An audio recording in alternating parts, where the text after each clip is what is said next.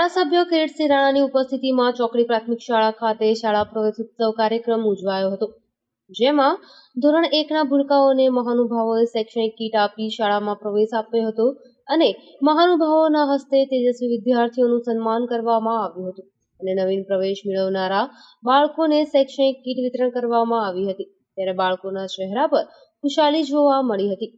કાર્યક્રમના અંતે મહાનુભાવોએ શાળાના પ્રાંગણમાં વૃક્ષારોપણ કરી પર્યાવરણને જાળવણીનો સંદેશ પાઠવ્યો હતો।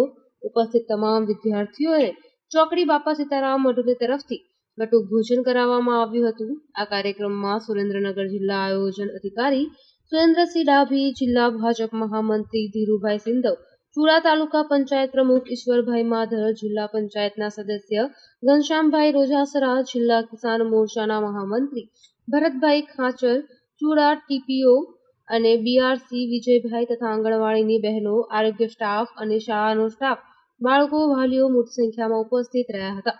Bureau report Bharatsinh Parmar, Surendranagar.